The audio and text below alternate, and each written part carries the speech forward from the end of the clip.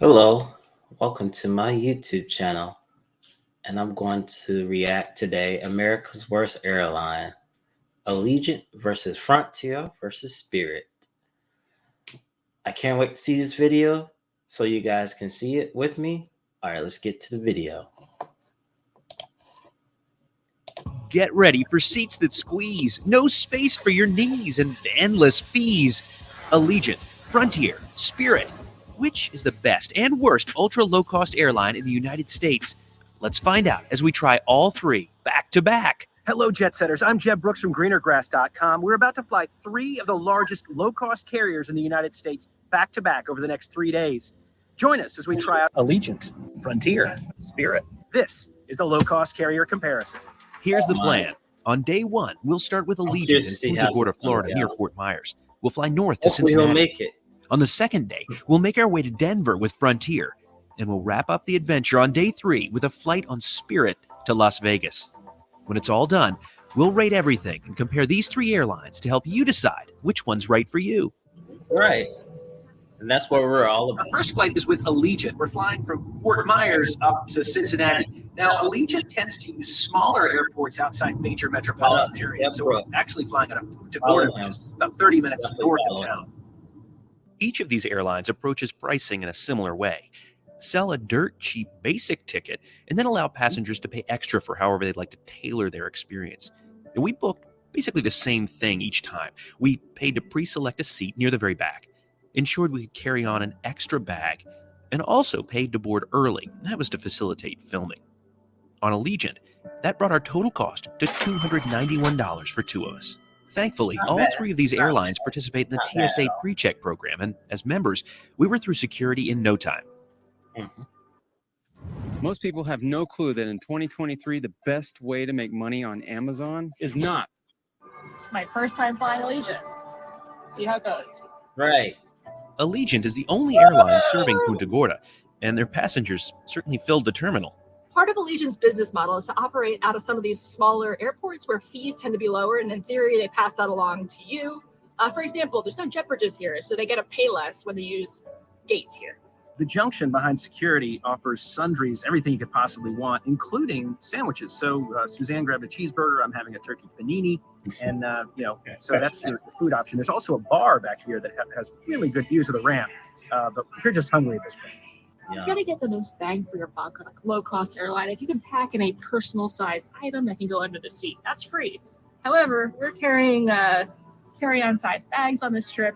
This trip is kind of a week for us, so we couldn't fit everything into a smaller bag. So we're paying up for the carry-on bag. Right. It just occurred to me I better check my bag. So this is the size. Easy. It's a perfect fit. Wouldn't you know it, the only delay on the board is our flight to Cincinnati, but these things happen. That's why we built padding into the schedule, so we're only taking one of these flights a day, each day for the next three. And that's really one of the key pieces of advice we can offer when it comes to booking any travel, but especially with low-cost carriers. Give yourself plenty of padding between your flights and whatever you're flying to. You see, most low-cost carriers have smaller fleets than the major airlines, which means they can't just magically find another airplane if something goes wrong. Add to that the fact that most of their routes are served once a day, if not less. Well, that's a recipe for trouble in the event of delays or cancellation. In our case, it took 2.5 hours between when the delay was posted on the board and when a gate agent finally made an announcement about the delay. We just got our first announcement. The airplane is about an hour out of Punta Gorda, and they put out some drinks for everybody on board to take advantage of. That's nice. It's a full flight, so hopefully that is an incentive for Allegiant to get it out of here, because we've got to make our way on to Denver tomorrow. Right. There it is. I see it. Woo! It's finally here. Oh my gosh. Yes. Airplane's here. Ready to go outside. The hard-working ramp workers fought the Florida heat, pushing the ramp up to the plane. 150 or so passengers streamed off, making room for us to join the return flight up to Cincinnati. And boy, was it hot out here. Another shout out to the ramp workers. Again, we paid $11.50 each to board early in order to make filming easier. Now on board, you'll find a pretty basic 3-3 configured cabin. We'll measure the seats we were in, the most common and basic in the fleet, but you can pay extra for more legroom in the exit rows and toward the front of the cabin. And boarding continued as we settled in. Legroom is tight, but there was room for our personal items under the seats. Whoa! Dang, that's so small. It's so small. We were glad to have boarded early because most of the overhead bins back here are either filled with the life raft or are reserved for crew bags. The tray table seemed a little small, but would seem absolutely luxurious by the end of this low-cost carrier. Comment below. Would you guys fly with Allegiant? Just letting you know if you would. Comment if you would. If not, still comment. Comparison. Allegiant's route network stretches across the entire country, and their buy on board program is fairly robust. We'll be ordering similar snacks and drinks on all 3 flights so we can compare both prices and the experiences. Tostitos. PSA, middle seat gets the armrest. That's true. And just like the other 2 airlines we'll be trying, there's no in-flight entertainment. 2 hours, 7 minutes, wheels up to wheels down, cruising altitude of 28,000 feet. We're expecting a few bumps to climb out with associated weather. We'll do our best to find a nice, smooth cruising altitude for you. Yes. Move it that way.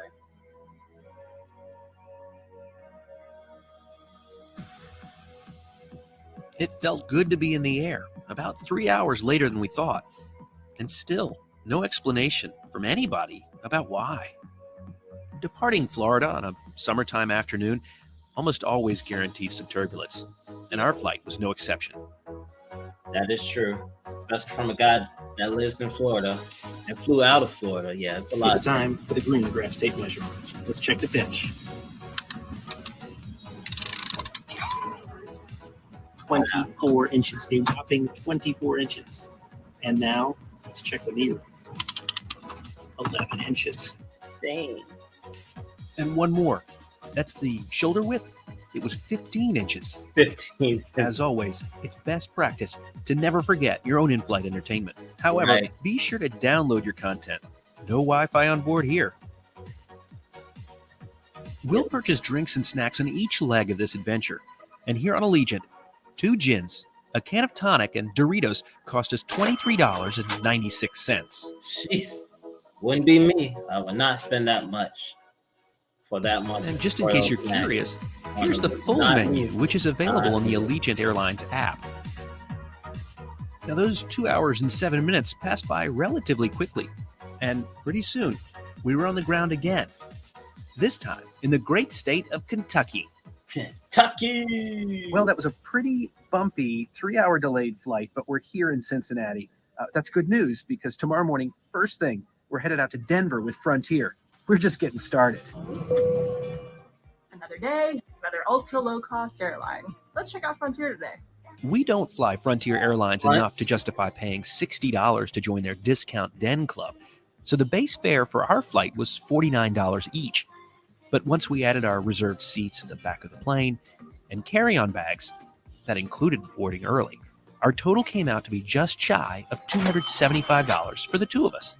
Don't miss our behind-the-scenes video here at Cincinnati. We went and made an Airports Revealed highlighting everything behind the scenes. But finish this video before you watch that one. But know it's out there.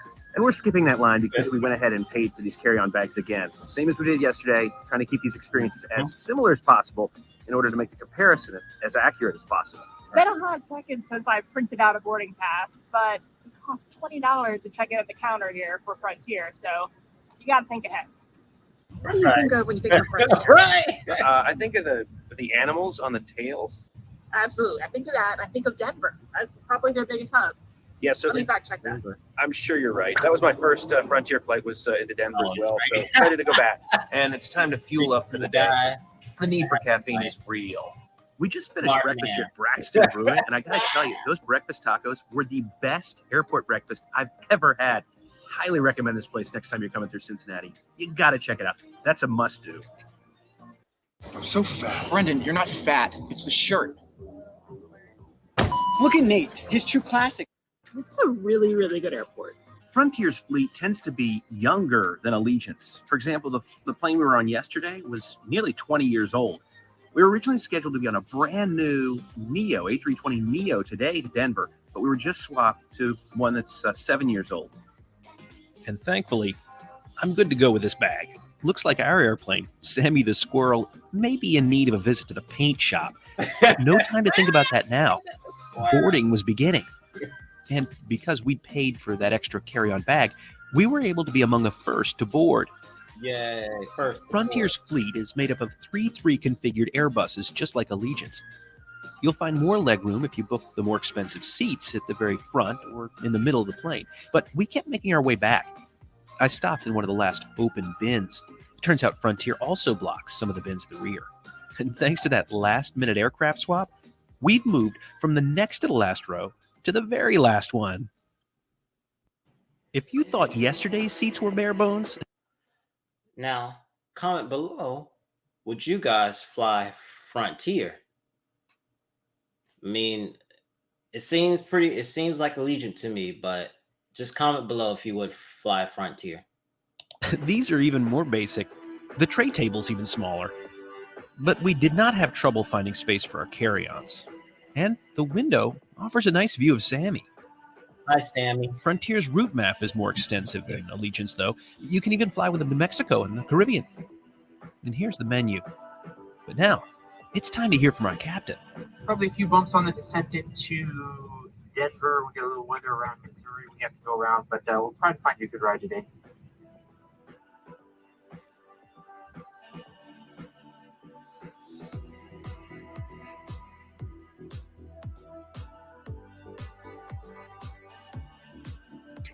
And as we crossed 10,000 feet, I pulled out my iPad. Woo!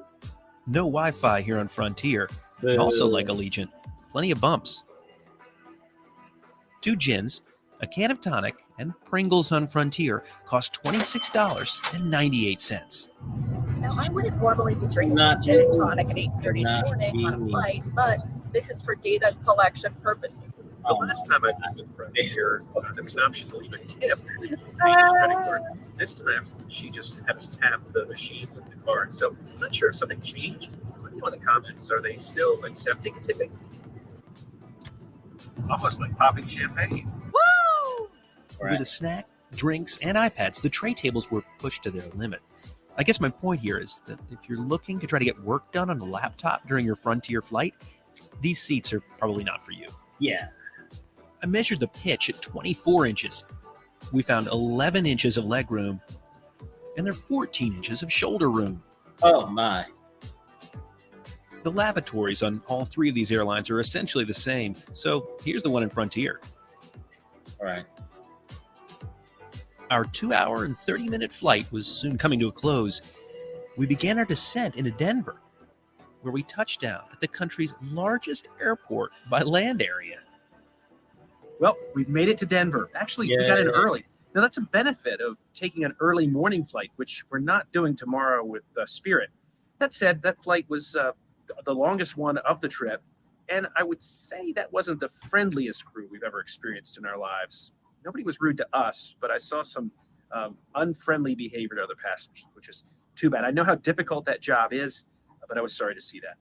That said, again, we're not done yet. Wish us luck as we head out with Spirit tomorrow. Fingers crossed. Spirit Airlines Savers Club didn't make sense for the same reason that Frontier's competitive offering didn't make sense yesterday. So our base fare was just over $95 for the 2 of us.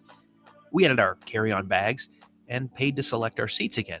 And that brought our total to just over $250. After we bought our tickets, I decided to add Wi-Fi. I got 1 voucher for the browsing speed and another for streaming to compare them for you.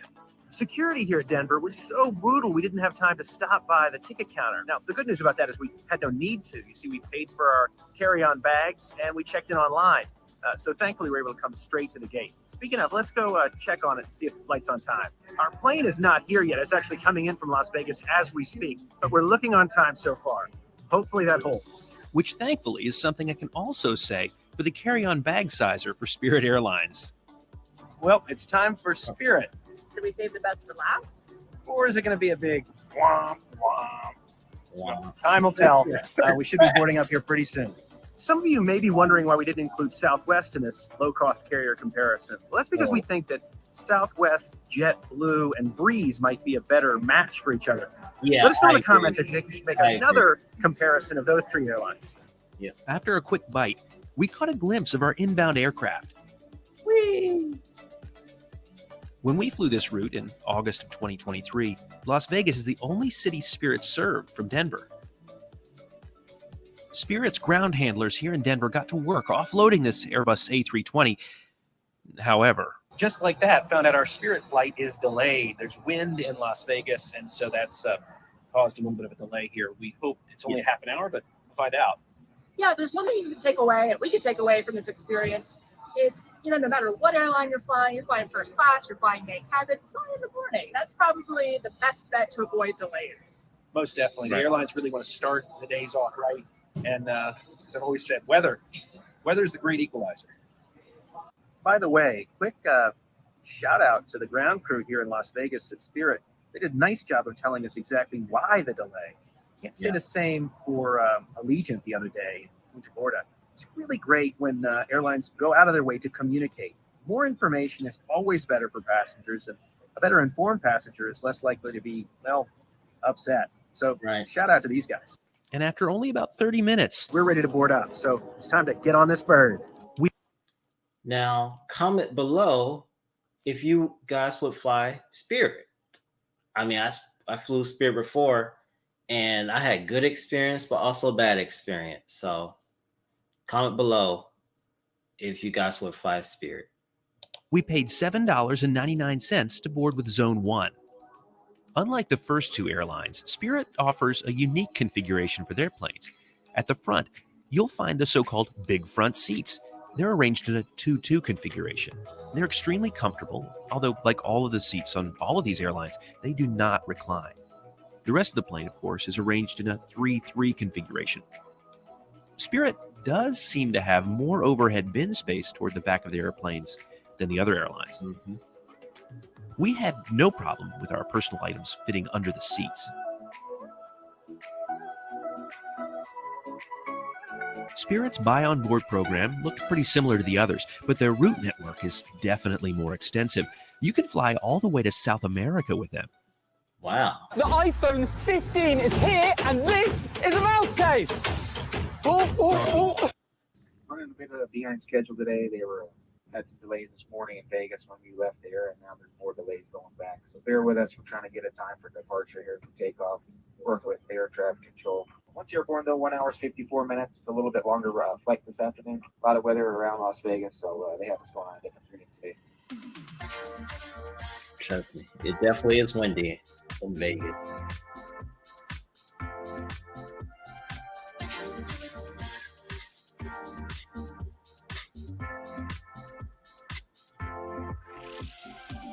Once we were above 10,000 feet, I unfolded the tray table and opened up my iPad. Unlike our previous flights, we were also able to check out the onboard Wi-Fi. Again, we got a voucher for the slower and the faster speeds to test them both. And you know what? They're essentially the same. So just get the cheaper one. Unfortunately, Suzanne's tray table had some residual residue from a previous passenger, and that's too bad. However, that didn't stop us from checking out the menu. Again, this is on the app. Once more, we ordered 2 gins, a can of tonic, and this time, a massive bag of Cheez-Its. All of that for $25.50. Right. Woo! Now, how about these seats? Well, knee room came in at 12 inches. We measured the pitch at 24, and the shoulder room was 15 inches. Although it won't weigh into our comparison metrics, this flight turned out to be one of the most visually amazing in the last year or so. Cool. Wow. Thankfully, those winds that delayed us earlier picked up again in Las Vegas, and that meant we had to hold before we could land. But that wasn't too bad in our book because the desert Southwest is insanely beautiful. But before too long, we'd begun our descent into Las Vegas.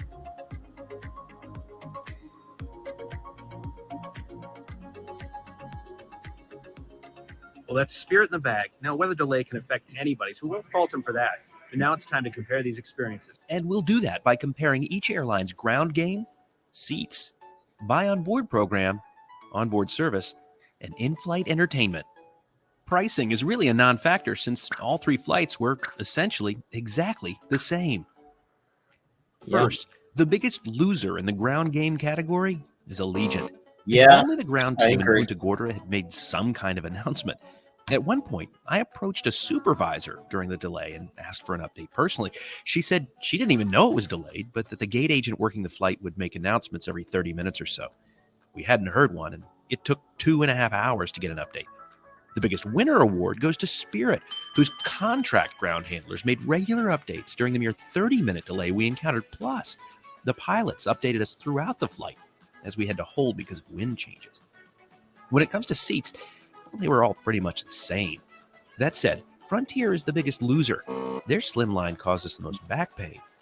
The biggest winner? Well, that's Spirit, thanks to that one extra inch of knee room their seat allowed. Just like the seats, the buy on board program is virtually identical among these three.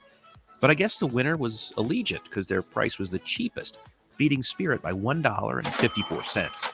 The biggest loser in terms of service, well, that's Frontier. Their crew were downright rude to several passengers who were clearly confused by last-minute changes to their seats because of that aircraft swap. The winners, though, were Allegiant, who, despite the delay, all had great attitudes. Finally, the clear winner in in-flight entertainment category was Spirit, thanks to the existence of Wi-Fi. Allegiant and Frontier tie here, since neither offers anything. No matter who you're flying, always bring your own IFE. But the winner of the low-cost carrier comparison, it's Spirit Airlines. But the real winners, well, it's us. I still can't believe that worked out. Now, be honest. If you think you'd be here right now, if you think you were going to make it, No. And I agree. I would pick Spirit out of all of these so far. I mean, I still fly with them today, and I like them because they get you point A to point B. So that's my opinion. Thank you for watching this video. Comment below that you enjoyed this video, or would you like to see more of these? All right. Thank you. Have a nice